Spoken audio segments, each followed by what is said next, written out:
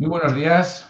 Es un placer inaugurar esta mesa en el Global Legal Tech Hub 2023 en el marco del Spanish Space para esclarecer las principales novedades que nos trae el Reglamento Europeo de Inteligencia Artificial. La importancia de las tecnologías de inteligencia artificial en la geopolítica se está haciendo muy evidente para todos los estados y regiones del mundo. Ya en 2013, el presidente chino advirtió el papel de las políticas públicas en el establecimiento de objetivos a largo plazo y el hecho de que la inteligencia artificial ofrece la oportunidad de superar a Estados Unidos en términos de supremacía militar. En la actualidad, las 100 principales empresas de inteligencia artificial a nivel mundial están ubicadas fundamentalmente en Estados Unidos, mientras que solo 3 empresas chinas y 4 europeas figuran en esta clasificación. Por eso, para mejorar sus resultados, la mayoría de los estados, por supuesto España, están implementando planes de inversión en inteligencia artificial. Además, la Comisión Europea comenzó a trabajar en la regulación jurídica de la IA en 2018, publicando entonces la Estrategia Europea, creando un grupo de expertos de alto nivel e introduciendo un plan coordinado para promover la inteligencia artificial desarrollada en Europa. Con ello, la Comisión pretende adaptar Europa a la era digital y el impulso y despliegue de la IA están en el centro de su estrategia. Poco después, en el Libro Blanco de 2020, esbozó varias opciones regulatorias para la futura regulación europea de la inteligencia artificial. Estas iniciativas se plasmaron el 21 de abril de 2021 en la propuesta de reglamento del Parlamento Europeo y del Consejo por el que se establecen normas armonizadas sobre inteligencia artificial y se modifican determinados actos legislativos de la Unión, abreviadamente el Reglamento Europeo de Inteligencia Artificial que vamos a analizar en esta sesión. Esta futura norma jurídica, una vez aprobada, tendrá eficacia directa en todos los estados. Y es una norma horizontal que cubre todos los productos y servicios que utilicen inteligencia artificial y que se quieran comercializar en la Unión Europea. Tenemos para analizarlo, en primer lugar, a Cristina Villasante. Cristina, muchas gracias por estar aquí, que es socia del área de TMT de Écija y cuenta con 10 años de experiencia en materia de propiedad intelectual, contratación tecnológica, servicios digitales y tecnologías de la información. Es directora del Centro de Innovación Jurídica de la Universidad Camilo José Cela, responsable de eventos jurídicos de la Asociación Española del Derecho de Entretenimiento y es profesora del Máster de Propiedad Intelectual en ICAE. Cristina, llevamos muchos años utilizando inteligencia artificial, pero ¿por qué se ha generado ahora tanto revuelo? ¿Por qué ha cambiado? Bueno, muchas gracias, Moisés, por la presentación. Y sí, yo creo que es importante quizá centralizar un poco el debate y contextualizarlo, ¿no? Porque es verdad que las herramientas y las aplicaciones de inteligencia artificial llevan muchos años funcionando, llevamos muchos años trabajando con ellos. De hecho, si nos ponemos a investigar, desde ya 1956 empezaron a haber las primeras herramientas de inteligencia artificial y, bueno, de repente parece que ha sido en los últimos tiempos, en los últimos años, en los que ha habido, bueno, pues un estallido, ¿no? En cuanto a tanto el uso de la inteligencia artificial como nuevas herramientas, como también la preocupación tanto por parte de los reguladores como por parte de la ciudadanía en general. Y, lógicamente, esta preocupación viene acompañada precisamente de muchos de los usos que se están utilizando, que se están haciendo con esas herramientas de inteligencia artificial. Yo creo que lo que ha ocurrido es que ha habido una evolución precisamente de la tecnología. Es decir, en un primer momento las herramientas de inteligencia artificial, que lo primero, cuando hablamos de inteligencia artificial, hablamos de un conjunto de técnicas es algo muy genérico hablar de inteligencia artificial, y dentro de la inteligencia artificial hay multitud de técnicas como el Machine Learning, el Deep Learning y otras muchas técnicas que se utilizan precisamente para, bueno, pues para que esos algoritmos puedan aprender y puedan dar unos resultados. Bueno, pues yo creo que esas técnicas y esas tecnologías han evolucionado y precisamente hemos pasado de un proceso, de una forma de trabajar por parte de esos algoritmos que venían utilizando esas técnicas de Machine Learning, que lo que hacían eran algoritmos de regresión, y lo que utilizaban era árboles de decisión para llegar a determinadas, bueno, pues a los outputs y a determinados resultados, ¿vale? Y llegar a predecir y poder dar esos resultados con esas técnicas. Hemos pasado de esas técnicas a una técnica que llamamos el Deep Learning. El Deep Learning va un poquito más allá. ¿Por qué? Porque lo que utiliza ya no son árboles de decisión, sino que lo que utiliza son sistemas neuronales que son muy parecidos a los sistemas cognitivos y al cerebro humano. Por lo tanto, lo que estamos haciendo, lo que parece que estamos consiguiendo es, con estas nuevas técnicas, es ya no suplir y automatizar determinadas funciones que podría hacer el ser humano, sino también automatizar y suplir incluso la inteligencia humana, es decir, el sistema cognitivo. Y yo creo que esto, lógicamente, pues viene acompañado también de la capacidad de los procesamientos de datos que hay hoy en día y precisamente de la cantidad de datos que tenemos también hoy en día. Estas técnicas de Deep Learning se acompañan también de los Large Language Model, ¿vale? Que es otra técnica que lo que hace precisamente es utilizar una gran masa de datos que están por Internet, que eso es lo que supone luego, que hablaremos de ello, los problemas relacionados con propiedad intelectual y otra serie de problemas que nos producen este tipo de sistemas. Entonces, yo creo que esta evolución, lógicamente, lo que hacen es que estas nuevas técnicas permiten nuevos usos, y estos nuevos usos pues, implican determinados riesgos, tanto desde el punto de vista jurídico como desde el punto de vista ético, que lógicamente hay que analizar, y en eso es donde yo creo que estamos ahora mismo. Muchísimas gracias, Cristina. Doy la bienvenida y saludo a Mario Adaro, que es ministro de la Corte Suprema de Justicia de la provincia de Mendoza, en Argentina. Es abogado, también es magíster en Derecho Digital y Nuevas Tecnologías por la Universidad de Salamanca, magíster en Derecho y Magistratura Judicial por la Universidad Austral. Es también presidente del Instituto de Innovación, Tecnología y Justicia de la Junta Federal de Cortes y Superiores Tribunales de las provincias de Argentina y Ciudad Autónoma de Buenos Aires, director académico y docente de la Diplomatura en Innovación y Gestión Judicial Tecnológica y de la Maestría en Derecho y Estado Digital, así como docente y profesor. Mario, buenos días. Quería preguntarte particularmente por Latinoamérica y Argentina. ¿Qué regulación tienen respecto a la inteligencia artificial? Bueno, en primer lugar, un gusto saludarte, Moisés. La verdad que un honor compartir tanto con Leopoldo como con Cristina este panel. Estar acá en el Global Legal Tech, saludarlos. Bueno, nosotros seguimos con mucha atención el debate en Europa, el debate que se dio, podemos decir, en los años anteriores en cuanto a la protección de datos personales, el Reglamento General Europeo, y ahora el modo de abordaje y regulación, que para mí todavía, más allá que está claramente regulado y legislado, hay que ver ese delicado equilibrio entre el impulso y la promoción de la IA y los riesgos, como bien decía Cristina, los riesgos y los sesgos y todo lo que trae aparejado la aplicación de la inteligencia artificial en nuestra sociedad, que claramente es una herramienta que está hoy moldeando a lo mejor. Ahora ya no, porque hay un debate, pero durante muchos años ha venido, en los últimos por lo menos 5 años, moldeando la humanidad, sobre todo en nuestra vida en el mundo digital, nuestro segundo plano de vida en el mundo digital. En Latinoamérica, fundamentalmente, como les decía inicialmente, seguimos con atención este debate.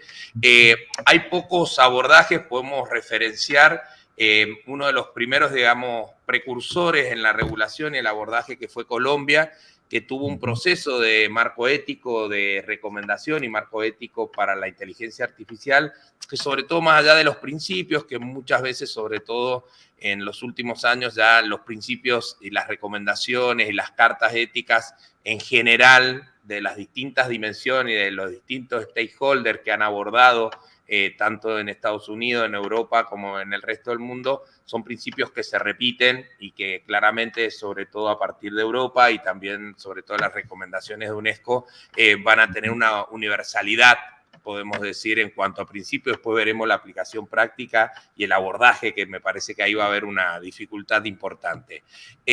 Como decía, precursor ha sido Colombia. Colombia ha hecho un marco ético en el 2020 muy interesante, no solo por los principios, sino por el proceso ciudadano de debate. Hubo una posibilidad muy importante en la ciudadanía de aprehensión ciudadana, por lo menos de inicio de comprensión, que ahí me parece hay un punto importante que supera la explicabilidad técnica, sino más la comprensión ciudadana de la utilización de las distintas técnicas, como bien decía, esa dimensión amplia de lo que llamamos IA, y me parece interesante. Brasil, también precursor en modificar su ley de protección de datos personales siguiendo el estándar del Reglamento General Europeo, y ahora está en debate sobre una ley de regulación de inteligencia artificial, y este año tanto Chile como Perú ya sancionaron su proceso de legislación, de regulación de IA, como interesante. También hay que destacar ahí en Chile el proceso constitucional que ha incorporado, debe ser el primer país que influido, bueno, por ustedes tienen un referente sobre el tema de regulación y neuroderecho, ha influido en Chile y ha sido uno de los primeros procesos. Todavía hoy no está sancionado, pero sí de abordaje de la regulación y la protección de los neuroderechos.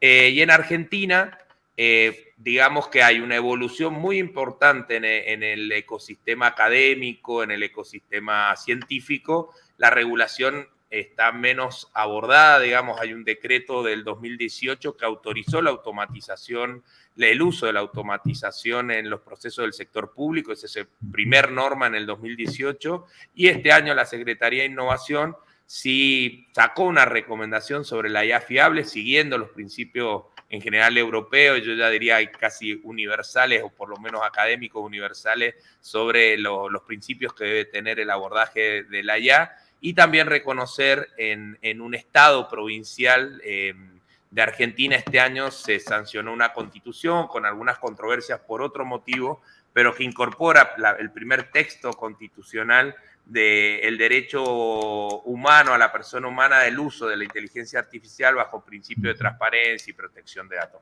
Básicamente ese es hoy el contexto que hoy tiene Latinoamérica. Sí hay, obviamente, eso es en cuanto al abordaje jurídico, con toda la dificultad que implica dentro del mundo jurídico el abordaje de lo no tangible, sobre todo cuando lo no tangible no tiene un punto de contacto con lo físico, ¿no? Entonces, ahí hay una dimensión compleja porque claramente este tipo de tecnología no reconoce fronteras, soberanías, etcétera.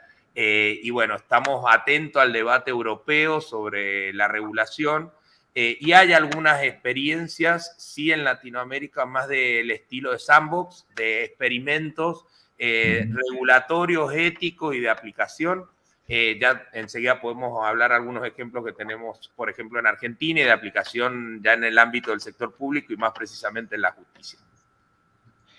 Muchísimas gracias, Mario, por tu exhaustiva exposición. Y ahora contamos con el profesor Leopoldo Abad, que es catedrático de Derecho Constitucional y director del área de Derecho Constitucional en la Universidad CEU San Pablo de Madrid. Tiene más de 40 publicaciones científicas sobre derechos fundamentales, derecho de los medios de comunicación o derechos digitales de las personas mayores. Es conferenciante habitual en universidades europeas, estadounidenses e iberoamericanas, y su reputada trayectoria investigadora ha sido reconocida con 3 sexenios de investigación. Leopoldo, como especialista en Derecho Constitucional, quería preguntarte tu valoración sobre la propuesta de Reglamento Europeo de IA. Muy bien, pues muchas gracias, Moisés. Muchas gracias también a Global Legal Tech por la invitación, y es un placer compartir con Mario y con Cristina esta mesa redonda. Bueno, la primera valoración es que creo que el reglamento es oportuno, que es relevante y creo que es necesario. Normalmente los constitucionalistas, cuando decidimos aproximarnos a cualquier materia, y más en España, lo hacemos con esa doble perspectiva del artículo 1 de la Constitución. Valoramos todo a través del Estado social y democrático y de derecho, y también a través de la protección de los derechos fundamentales. Sobre inteligencia artificial y democracia, bueno, hay posiciones apocalípticas. Neville habla de lo terrible que puede llegar a ser para la democracia, incluso Inenarity habla también de que es necesaria una teoría crítica de la razón automatizada. Y es cierto que probablemente la inteligencia artificial en el contexto de la democracia tiene sentido si creemos en una democracia meramente agregativa, ¿no? Que tenemos ejemplos, o vamos a tener ejemplos cercanos, y no tanto en una democracia, una idea de la democracia más deliberativa, ¿no? Respecto al estado social, bueno, es cierto que la inteligencia artificial puede favorecer la distribución más eficiente de los recursos, ¿no? Que al final la política es eso, recursos escasos, la mejor distribución de los recursos escasos. Pero eso puede tener también como contraposición, pues, la pérdida del trabajo, ¿no? Vamos a llegar al extremo de Rifkin, que habla en un libro que se llama El fin del trabajo, pero sí es cierto que va a tener consecuencias que probablemente no tienen sentido que se aborden desde la perspectiva del reglamento de inteligencia artificial, pero que la regulación sí va a tener consecuencias en el trabajo, y luego también consecuencias, se habla de que los vulnerables van a ser más vulnerables aún a la inteligencia artificial, ¿no? Pero a mí me gusta centrarme a hablar del Estado de Derecho, ¿no? El Estado de Derecho al final es supremacía de la ley que garantiza los derechos fundamentales, y eso es, yo creo, un poco lo que está detrás de todo el reglamento de inteligencia artificial, querer proteger a los ciudadanos frente a esos usos ilícitos de la inteligencia artificial. Hemos tenido ahora unos casos en Almendralejo que han sido muy, muy publicitados por los medios de comunicación. Y yo creo que cuando hay derechos en juego hay que poner especial celo en esa protección de los derechos. A mí lo que me produce miedo y creo que el reglamento tiene que intentar evitar es esa tendencia en el ámbito digital a la privatización de los derechos.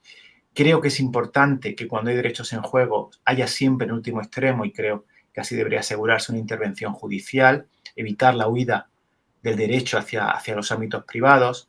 Y creo que en este sentido hay que entender, y creo que es clave, el artículo 45 del reglamento, que habla del recurso contra los organismos notificados, igual que creo que es necesario establecer procedimientos frente a las decisiones de la autoridad notificante, ¿no? Al final, en último extremo, cuando hay derechos en juego, siempre vamos a encontrar en situaciones de ponderación de derechos, y el Estado de Derecho al final también es principio de legalidad y principio de seguridad jurídica. Y por desgracia el reglamento está repleto de cláusulas abiertas. Hay una cláusula que se repite, que se otorga a la Comisión los poderes para poder adoptar actos delegados. Sí, al final eso es una apertura jurídica que va en contra de esa seguridad jurídica, que creo que debe ser lo que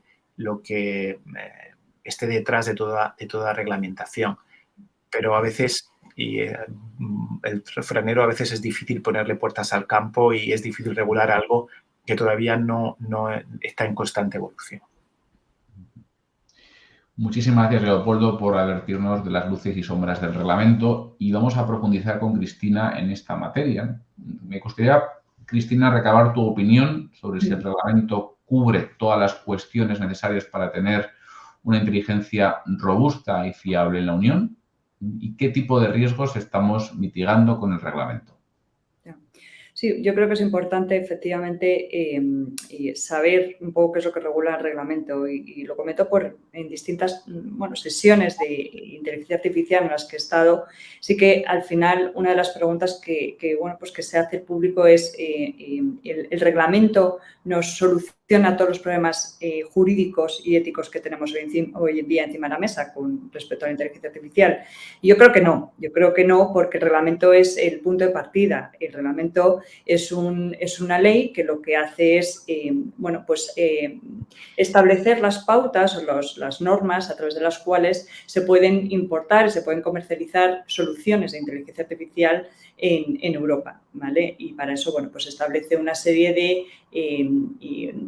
está enfocado, el enfoque que hace el reglamento es el enfoque de riesgos, y por eso establece una serie de clasificación del riesgo, y en función de la clasificación del riesgo, pues lógicamente se puede implementar los sistemas de inteligencia artificial o no. Hay riesgos que están prohibidos y hay otros riesgos que son... hay riesgos que son tan altos que hacen que esas herramientas de inteligencia artificial, como por ejemplo para el uso de biometría real o para el uso para tratar de modificar los comportamientos de la sociedad o para hacer una clasificación de la sociedad y hacer una especie de Black Mirror, que es una distopía, pues lógicamente para ese tipo de usos no se puede hacer la inteligencia artificial, no se puede utilizar la inteligencia artificial para ese tipo de usos y eso lo establece el reglamento. Además, establece las normas para las cuales aquellos usos o aquellos sistemas de inteligencia artificial cuyo uso tienen un riesgo alto, no prohibido, sino alto, ahí establece una serie de pautas, una serie de normas que tienen que seguir para, bueno, pues poder comercializarse e importarse en la Unión Europea. Pero como digo, esto es un primer punto de partida. A partir de aquí hay una multitud de normas que se están adaptando y se están ya empezando a modificar y que seguramente en el futuro veremos más normas que se puedan ir adaptando, como por ejemplo, veremos a ver qué pasa con el sistema de propiedad intelectual, si lo tenemos que adaptar o no lo tenemos que adaptar para, bueno, pues afrontar estos nuevos problemas y estos nuevos retos que nos supone la inteligencia artificial. Pero ya estamos viendo, por ejemplo, la directiva, la Digital Service Act, que nos ya habla de los algoritmos de inteligencia artificial cuando lo que hace es hacer recomendaciones a los usuarios en base a lo que ya ha visto ese usuario. Bueno, pues ese tipo de normas que no están regulando directamente la inteligencia artificial, pero sí de alguna manera tangencialmente, lógicamente, tocan lo que es la regulación basándose en otro tipo de normativas, pero sí que al final acaban tocando lo que es la inteligencia artificial. Yo creo que eso es lo que vamos a ver en los próximos años. Esas modificaciones de otras normas, de otros sistemas, que tendremos que ir adaptando para poder ir, como digo, afrontando esos problemas que nos supone la inteligencia artificial. No sé si podemos ahondar un poco en cuáles son los problemas en materia de propiedad intelectual, porque, pues, por un lado, tendríamos esa problemática en relación con ese aprendizaje por parte de los algoritmos que ya comentaba. Oye, si lo que van a hacer es rastrear toda la información que hay en Internet y ese rastreo lo hacen sin las legitimaciones correspondientes por parte de los titulares de derechos de autor, pues lógicamente ahí habrá un problema en materia de propiedad intelectual. Pero es que además también en cuanto a lo que son los outputs y esos resultados que hacen esos sistemas de inteligencia artificial, si son sistemas de inteligencia artificial los que están creando esas nuevas obras en base a todo lo que han aprendido, pues, y no son personas humanas, cuando los sistemas de propiedad intelectual siempre se han basado en la creación humana, pues lógicamente vamos a tener también ahí un problema de atribución de autoría sobre esos resultados. Por lo tanto, bueno, yo creo que eso es lo que ahora mismo está en debate. Hay, de hecho, ya demandas en Estados Unidos por parte de distintas entidades a este tipo de soluciones, como por ejemplo Stable AI, que, bueno, pues ya lo que precisamente por ese uso masivo de datos sin las autorizaciones correspondientes de los autores, pues ha sido demandada por esa infracción de derechos de propiedad intelectual, y veremos a ver cómo los tribunales empiezan a resolver este tipo de cuestiones, que también la parte, lógicamente, jurisprudencial es importante para determinar y terminar de articular estos nuevos retos que nos supone la inteligencia artificial. Muchas gracias, Cristina. Vuelvo a Mario para preguntarle cómo ves el impacto que va a tener el reglamento europeo como inspiración para la regulación en Latinoamérica. Bueno, como dijimos al principio, ¿no? Sin duda seguimos con atención este debate. Creo que va a ser importante no solo el debate, sino toda la producción académica y científica que pueda dar Europa en base a los distintos modelos, ¿no? Europa hoy constituyendo siempre ha sido un espacio de influencia jurídica y académica también para Latinoamérica. Ver el modelo americano, que en principio pareció de autorregulación, pero hoy también están empezando a ver un abordaje más regulatorio, más restrictivo, a pesar de que impulsan el mercado y tratan de no asfixiarlo, y más el modelo, si se quiere, chino, que lo podemos dejar para otro momento. Entiendo que Latinoamérica tiene un debate previo, como dijimos inicialmente, hay un debate todavía, no sé si superado en Europa, pero que ha sido referencia, que todo el modelo de protección de datos personales, hay muchísima desactualización, si se quiere, del sistema regulatorio y jurídico de ese tema. Sí, ahora hay normas y vamos a seguir en principio como pasó, y muchos en el sector de justicia seguimos lo que se dio en el 2018 como directrices éticas para la inteligencia artificial aplicable a justicia, obviamente el Consejo de Expertos, el Libro Blanco y ahora esta regulación. Sí creemos importante, porque tanto Leopoldo como Cristina decían, esto, si bien son estándares mínimos o en principio aplican estándares mínimos, va a terminar en decisiones jurisdiccionales o judiciales, y ahí hay toda una dimensión, primero, de formación del capital humano de los sistemas judiciales, de comprensión, no solo ética, sino comprensión real de qué se trata en la aplicación de la inteligencia artificial a la humanidad, a la afectación de derechos humanos fundamentales. Creo que ahí hay toda una dimensión no debatible todavía, porque se da como hecho que el sistema judicial comprende el problema, y eso no es cierto.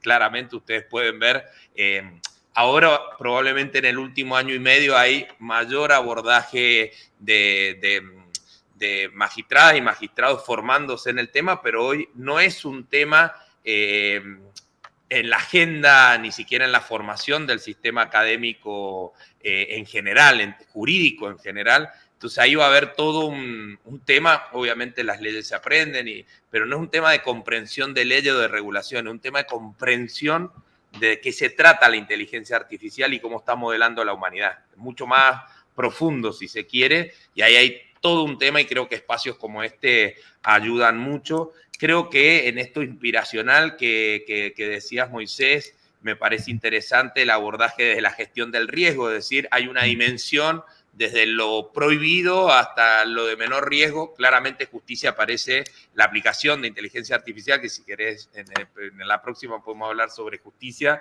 está en el alto riesgo, y claramente porque es el lugar donde se debate, consolidan y se discuten temas controversiales, desde el e-commerce, el derecho de propiedad intelectual, que vamos a seguir con atención cómo se está dando estos modelos LLM y de ingesta y de entrenamiento y de violación o no de derecho intelectual, hasta cuestiones más profundas, que es la base democrática, ¿no? Conflictos que se han visto en el sistema penal también. Creo que ahí hay toda una dimensión interesante para debatir, pero bueno, creo que falta mayor comprensión no solo social, sino de los decisores, políticas públicas. Claramente necesitamos en Sudamérica políticas públicas, y creo que hay una dimensión en Latinoamérica, cuando uno ve principios y recomendaciones éticas, obviamente el gran principio es no violación de derechos humanos y la no discriminación y los sesgos que puede producir este tipo desde todas las dimensiones, de la más auditable y trazable como el Machine Learning hasta el Deep Learning, GANs generativas, que digamos puede ser más dificultoso. Creo que hay una cuestión de oportunidad también.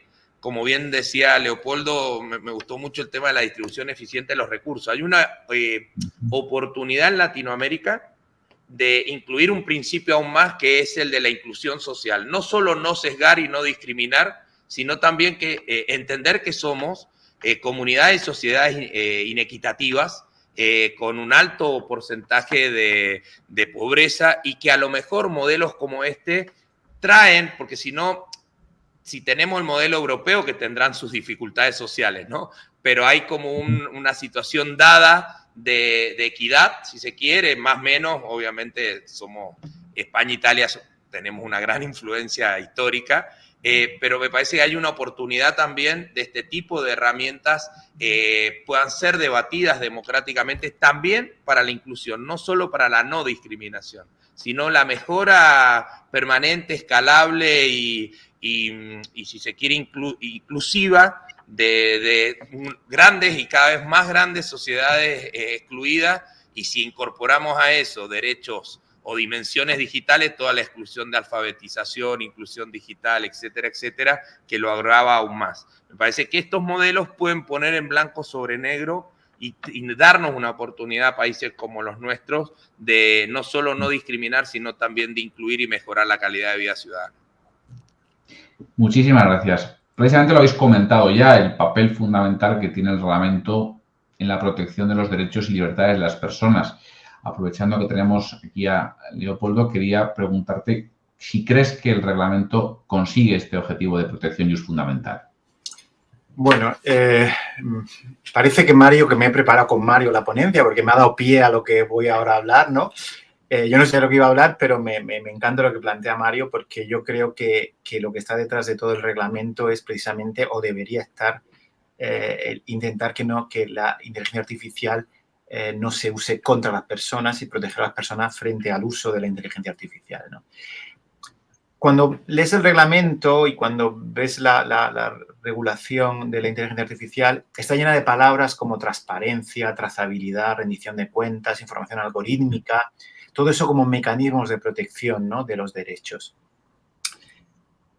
Son conceptos que, aunque sea una contradicción in termini, pueden ser opacos, y pueden ser opacos por distintas razones. Razones económicas, pues el coste de la explicación del algoritmo, puede haber temas vinculados con propiedad industrial, temas de propiedad intelectual, como ha contado antes Cristina. Puede haber razones, a lo mejor, sociales, que tienen que ver con la expectativa de privacidad que se deriva del uso de posibles datos.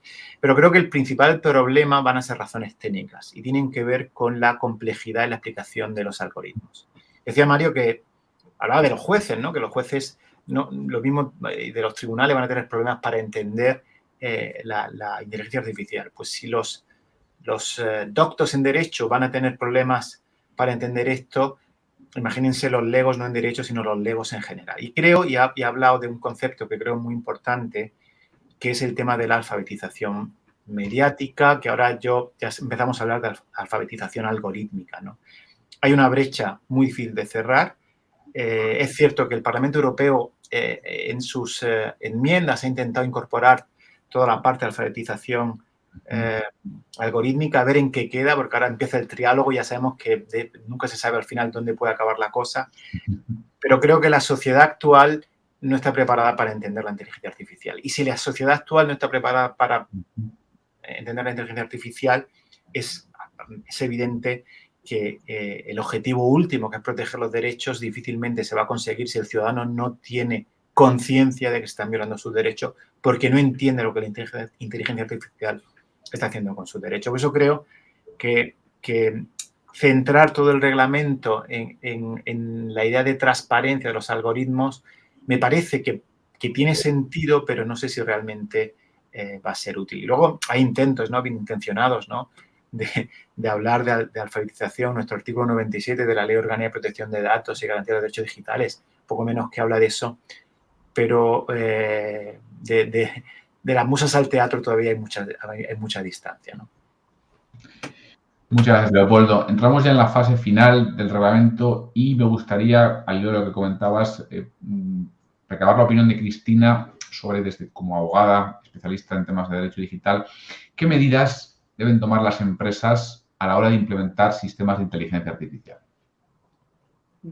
Pues sí, yo desde el punto de vista, yo creo, corporativo, cuando las empresas pues deciden implementar herramientas de inteligencia artificial, y no solamente cuando deciden implementar este tipo de herramientas, sino cuando identifican que los empleados en sus compañías están utilizando herramientas de inteligencia artificial, desde luego lo que no pueden hacer es ponerse de perfil y lo que tienen que hacer es llevar a cabo una política que permita mitigar y gestionar los riesgos que hemos estado comentando durante toda la sesión. Leopoldo justo mencionaba el tema de la protección de datos, confidencialidad, derechos de imagen, derechos de intimidad, derechos de propiedad intelectual. Es decir, hay muchos riesgos que hemos estado tratando en la sesión que tienen que ser, como digo, por lo menos identificados y gestionados por parte de las empresas.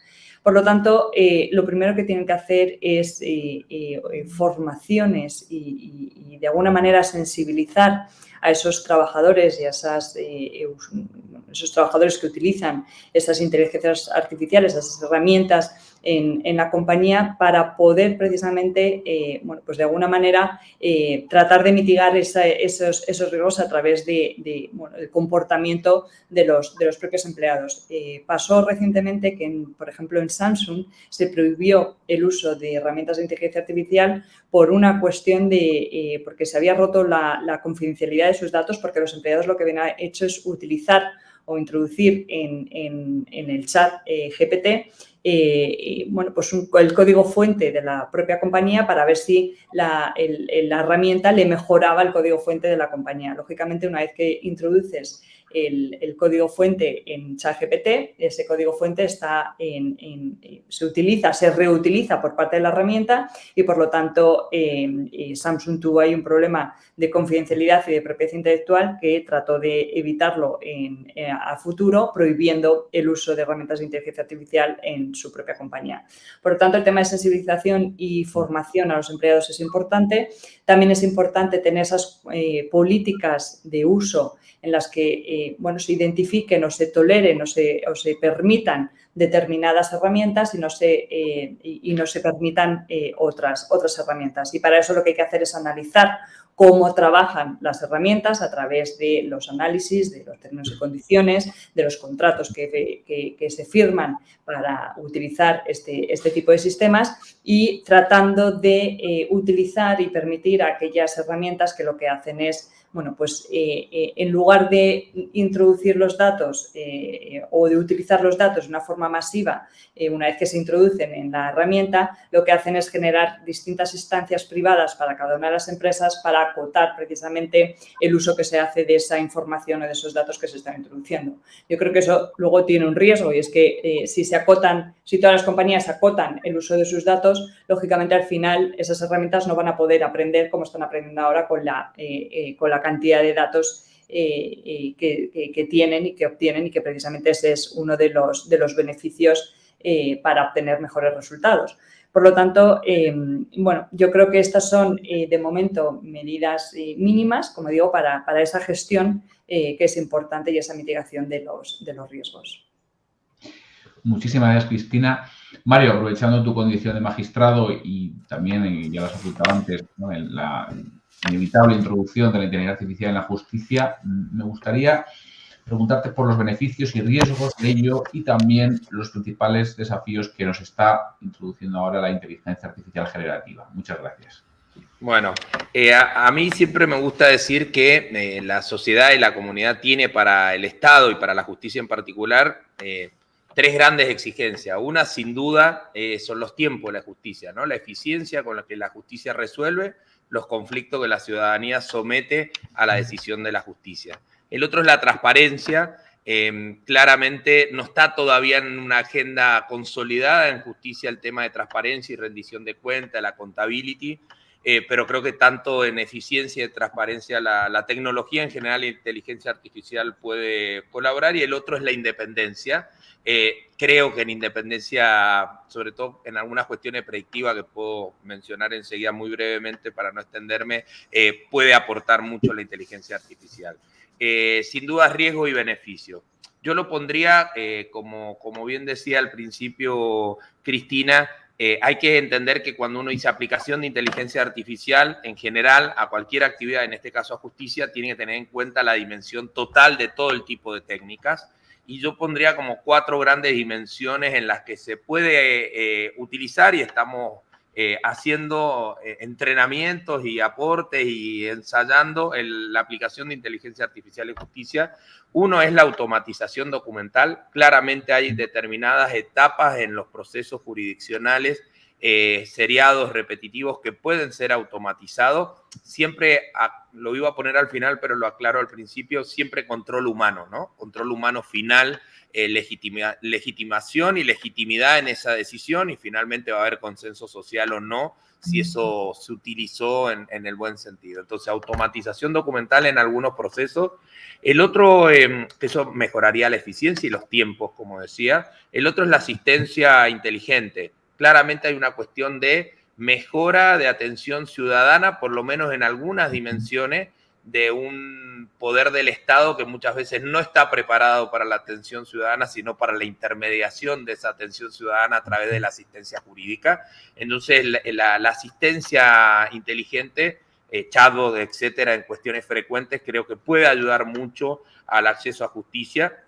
Luego está la clasificación o detección inteligente documental, que también mejora en algunos procesos, sobre todo para precedente, antecedente, aplicación en justicia. Y después la gran discusión es la utilización para lo predictivo, ¿no? Ya tenemos el debate francés, si eso puede ayudar o no, si afecta a la independencia o no, si afecta a la transparencia o no. Yo, en mi particular visión, creo que es una cuestión también de control ciudadano, podría serlo, como también la otra cara, en términos de Star Wars, sería de espacios luminosos y oscuros de la aplicación de este tipo de herramientas. Yo fundamentalmente creo que teniendo en cuenta la dimensión de eficiencia y de acceso y de transparencia, hay espacios, muchísimos espacios en el Estado, en la eficiencia del uso de los recursos y de aplicación en justicia que podemos utilizar. Particularmente Argentina creo que ha sido líder en eso, con el espacio que ha ido generando el doctor Gustavo Corbalán, de que somos parte del equipo del DIALAB, de la UBA, del Laboratorio de Inteligencia Artificial de la UBA, con su primer desarrollo de Prometea, que básicamente lo que hacía era automatizar documentos en procesos administrativos menos complejos. Esto después fue llevado a la Suprema Corte de Justicia de Colombia, sobre todo para la priorización de amparos de salud, que tenía una gran dimensión y abordaje de amparo de salud, y sobre todo para la clasificación de urgencias o no sobre los amparos de salud. Particularmente en algunos otros sectores, en Mendoza, en el Poder Judicial que a mí me toca ensayar o tener, estamos ahora alargando justo un desarrollo que va a ser el primer desarrollo de utilización de operadores externos, no internos, pues hasta ahora era de uso para operadores judicial interno y mejora la tarea interna de la actividad de justicia. Este va a ser de uso externo, va a permitir automatizar acuerdos laborales, de conflictos laborales, ya sea accidentes o reclamos salariales, que en cualquier etapa del proceso laboral uno puede, con datos, ensayar, automatiza el acuerdo, ese acuerdo tiene control, metadata, y mientras se está yendo todo el proceso de firma digital y de firma electrónica robusta, internamente en el Poder Judicial se está haciendo todo el control porque está encriptado, hashado, etcétera. No voy a entrar en temas técnicos, pero acelerando el proceso de homologación, sobre todo en procesos como la Argentina de depreciación económica, y muchas veces ese tipo de reclamos llegan tarde y llegan mal. Entonces van a mejorar los tiempos de la justicia, la consolidación de derechos laborales, y tiene otro agregado que no tiene que ver con inteligencia artificial, pero que para mí va a ser un gran debate de comprensión ciudadana, que va a tener diseño, tiene no solo textos jurídicos, sino herramientas visuales de diseño para comprensión de lo que se está firmando, que va a ser todo un debate también sobre la comprensión ciudadana de la tecnología, el consentimiento informado, etcétera, etcétera, que hay toda una dimensión ahí para debatir en forma ciudadana. Pero en principio creo que inteligencia artificial, como afirmación, inteligencia artificial aplicada a justicia, sí, depende en dónde y para qué, con control humano, con transparencia. Recién decía Leopoldo, la transparencia algorítmica dice cosas que no dicen, pero bueno, claramente hay técnicas usables y no, pues son más trazables, sobre todo como bien decía Cristina, sobre los inputs y los outputs y el procesamiento que se da decisional, pero me parece que hay ensayos importantes para la mejora del servicio de justicia en eficiencia y transparencia, con los riesgos, la otra dimensión, digamos, Star Wars oscuro, de que hay que siempre, en base a protección y consolidación de derecho humano, no sesgo, no discriminación, explicabilidad, etcétera. Pero, como dije en la intervención anterior, todo un gran camino a recorrer por la justicia, por sus decisores y decisoras, porque claramente hay que comprender lo que uno usa, ¿no? Porque si no se comprende, no hay legitimación, ni legitimidad, ni consenso social sobre ese uso. Muchísimas gracias. Y ya concluimos con Leopoldo. Le quería preguntar una valoración general de la propuesta de reglamento y cuál crees que es el principal defecto del que adolece. Bueno, un poco en línea de lo que decía Mario, hay un autor italiano, Acoto, que habla de que estamos pasando de la sociedad archivística a la sociedad oracular, ¿no? Antes archivábamos y ahora la sociedad va a decidir, o la IA va a decidir lo que va a pasar, ¿no? El nuevo oráculo es la inteligencia artificial. Bueno, A mí, yo la valoración, como he dicho, creo que es positivo. Sí es cierto que creo que hay algunas carencias, ¿no? A mí me preocupa, desde la perspectiva constitucional en la que yo me muevo, los efectos de la inteligencia artificial a la democracia. Es cierto que, como decía, las enmiendas del Parlamento Europeo han intentado abordar, y me preocupan algunos temas. Me preocupa la moderación de contenidos por la inteligencia artificial, los efectos que puede tener para la libertad informativa, cómo esa moderación de contenidos de la inteligencia artificial, hasta qué punto cumple con los requisitos normativos, por ejemplo, del artículo 10 del Convenio Europeo de Derechos Humanos. Hay 2 sentencias del Tribunal Europeo de Derechos Humanos, Graugan y Marper, las 2 contra el Reino Unido, que son significativas y que nos dan un poco una línea en donde puede ir esto. Pero sobre todo lo que me preocupa es el tema de la inteligencia artificial cuando selecciona contenidos en función de nuestro perfil, ¿no? Al final eso no afecta, no tiene que ver con el pluralismo político, ese valor superior de nuestro ordenamiento jurídico.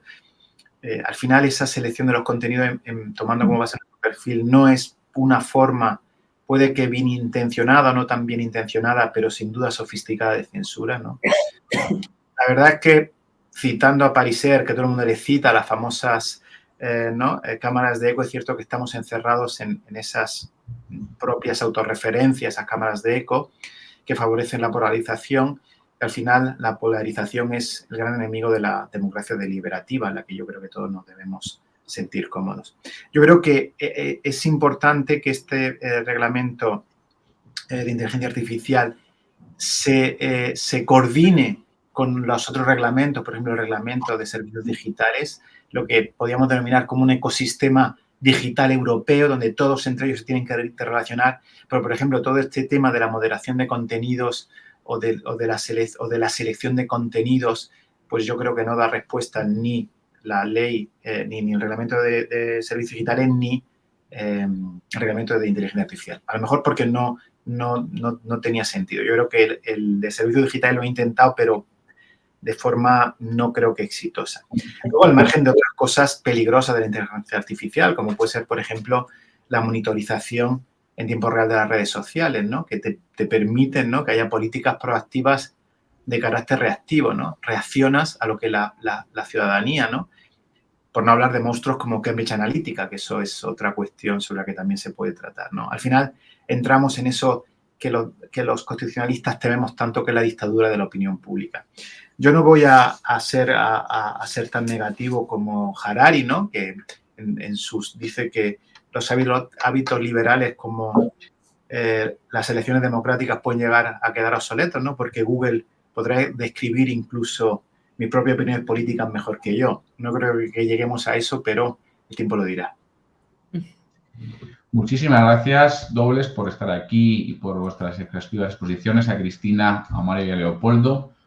Yo, como conclusión, me gustaría destacar que, frente a lo que suele decir, que de hecho siempre va por detrás de la realidad, el reglamento acorta esa distancia. Y lo hace estableciendo una regulación que aspira a tener un efecto Bruselas mundial y que establece un equilibrio entre, por una parte, el progreso indispensable, pero otra parte, el respeto de los derechos fundamentales. España, además, sigue proactiva en todos estos temas. España ha creado con carácter pionero la Agencia Española de Supervisión de la Inteligencia Artificial, adelantándose así a la entrada en vigor del reglamento y a la obligación que establece el reglamento de establecer una supervisión pública. Concluimos ya y, desde luego, esperamos volver a contar con nuestros magníficos ponentes en futuras ocasiones, puesto que el reglamento de IA no deja de ser un hito más en el camino y veremos a ver cuál será la próxima innovación disruptiva que nos traiga el conjunto de estas herramientas. Muchísimas gracias y buenos días. Gracias. Muchas gracias.